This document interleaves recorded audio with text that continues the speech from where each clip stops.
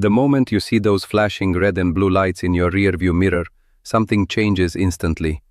Your grip tightens on the steering wheel. Your mind starts racing. You check your speed, your mirrors, your surroundings, almost as if time slows down for a second. Then the realization hits. You're being pulled over.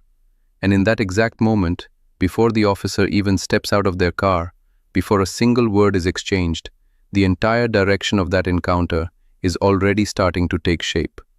Let me ask you something. Have you ever been pulled over and felt like the situation escalated even though you didn't think you did anything wrong? If you have, I want you to share that experience in the comments, because what most drivers don't realize is that those moments, the ones that feel confusing, unfair, or unnecessarily intense, are often shaped by things happening behind the scenes that you never see. And later in this conversation, I'm going to walk you through something that most people misunderstand about police behavior during stops. Something that explains why situations escalate even when officers have already been warned. Now here's where things get interesting. There are real situations, many of them, where officers are warned about a driver before they even approach the vehicle. That warning might come from dispatch. It might come from a prior encounter. It might even come from the way the vehicle was flagged in the system. And yet, despite that warning, officers sometimes move forward in a way that surprises people. Sometimes aggressively, sometimes cautiously, and sometimes in ways that make you question what they're thinking. So what does it actually mean when cops are warned about someone, but do it anyway? Let's break that down in a way that actually makes sense from both sides of the interaction. Picture this. You're driving home late at night. Maybe you rolled through a stop sign a little too quickly. Maybe your taillight is out. Or maybe you didn't signal long enough before changing lanes. Suddenly, the lights come on behind you. You pull over. Now, while you're sitting there, something is already happening that you don't see. The officer has run your plate. Dispatch is pulling up information. That information can include prior stops, warrants, alerts, or even notes from previous encounters. And sometimes those notes say things like driver argumentative, refused commands, previous weapons charge, or even something as vague as use caution. Now here's where most people get it wrong. They assume that warning means the officer will automatically treat them like a threat. Not exactly. What it really means is the officer is now entering the situation with a heightened level of awareness. They're paying closer attention to your hands, your movements, your tone of voice. They're listening more carefully to how you respond to simple questions. And here's the part that might surprise you. They're also testing you. When an officer walks up and says, "Do you know why I pulled you over?" That's not just a casual question. It's strategic. They're watching how quickly you answer. They're listening for hesitation. They're paying attention to whether your story lines up with what they observed. Now imagine this scenario. The officer already received a warning about you being difficult during prior stops. They walk up, you're nervous. Maybe your voice shakes a little. Maybe you hesitate before answering. Maybe you say something like, "I don't think I did anything wrong." To you, that feels normal. But to the officer, that hesitation might reinforce the warning they received. And this is where things start to shift. The tone of the conversation changes slightly. The officer might repeat questions. They might ask the same thing in a different way. Where are you coming from? Where are you headed? How long have you been driving tonight? At first, it feels like small talk, but it's not. It's behavioral analysis. Officers are trained to look for inconsistencies, not just in your answers, but in how you deliver them. Are you making eye contact? Are your hands visible?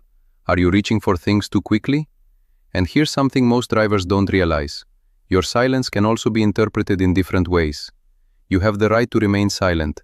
That's not up for debate. But how that silence plays out in a real roadside scenario can vary. If you calmly say, "I prefer not to answer questions," that's one thing. But if you sit there quietly, avoiding eye contact, fumbling with documents, or showing visible stress, the officer may interpret that as evasive behavior, especially if they were already warned about you. Now let's take it a step further. There are cases where officers are warned about a driver potentially being armed. This is where things can escalate quickly, even if you've done nothing wrong in that moment. The officer approaches more cautiously. Their hand might rest near their weapon. Their voice may sound firmer. They may ask you to keep your hands visible at all times. And then comes a critical moment. Can you step out of the vehicle? A lot of drivers don't realize this, but under US law, officers can legally ask you to step out of your vehicle during a traffic stop. That authority comes from established court decisions, and it doesn't require them to prove that you did something dangerous in that moment. But here's the tension. From your perspective, being asked to step out can feel like things are escalating. From the officer's perspective, it's about control and safety, especially if they were warned. Now imagine you respond with hesitation, or worse, resistance. Why do I need to get out? I didn't do anything wrong. I'd rather stay in my car. Those responses might feel justified to you, but to the officer, especially one who already received a caution warning, it may confirm their concerns. And this is where small mistakes turn into bigger problems, because once an officer perceives resistance, the tone shifts again. Commands become more direct, the margin for misunderstanding gets smaller, and suddenly, what started as a routine stop starts to feel like something much more serious. Now let's talk about something people rarely discuss. Officers sometimes continue with certain actions, even after being warned, not because they're ignoring the warning, but because they're following protocol. For example, if a vehicle is flagged in connection with prior suspicious activity, an officer might still proceed with questioning, document checks, or even a vehicle inspection if they believe they have legal grounds. And here's where drivers often get caught off guard. They assume the officer is acting unfairly or targeting them personally. But in reality, the officer may be operating within a framework that prioritizes caution over comfort. Now, that doesn't mean every action is justified. It doesn't mean officers can do whatever they want. There are limits, there are rights, there are boundaries that matter. But understanding the mindset helps you navigate the situation more effectively. Let me give you another scenario. You hand over your license and registration. The officer takes them back to their vehicle. Minutes pass, then more minutes. You start wondering what's taking so long. Here's what might be happening. They're verifying your information. They're checking for warrants. They're reviewing notes tied to your name or vehicle. If there was a prior warning, they might be reading those details carefully. To you, it feels like unnecessary delay. To them, it's due diligence. But here's the catch. If that delay becomes unreasonable without justification, that's where legal questions start to come into play. Timing matters during traffic stops, and this is one of those areas where many drivers don't realize they have a voice, but using that voice requires precision, not emotion. Now let's talk about passengers. Passengers often think they're invisible during a stop. They're not. Officers observe everyone in the vehicle. If a passenger starts speaking, interrupting, or showing agitation, it can influence the officer's perception of the entire situation. And if there was already a warning tied to the driver, the behavior of passengers can amplify concerns. This is why you'll sometimes see officers shift their attention suddenly. "Ma'am, I'm speaking to the driver." "Sir, please keep your hands where I can see them." That shift isn't random. It's a response to perceived variables in the environment. Now here's something that might challenge what you've heard before. A lot of people believe that asserting their rights loudly and aggressively is the best way to protect themselves during a stop. In reality, tone matters just as much as content. You can assert your rights calmly, clearly, and effectively without escalating the situation. Because once tension rises, communication breaks down. And when communication breaks down, officers rely more heavily on control tactics rather than conversation. That's not a place you want to be. Now let's circle back to the idea of being warned. When officers are warned about someone but proceed anyway, it's not always about ignoring the warning. Sometimes it's about verifying it. They want to see for themselves. Is this person actually a problem?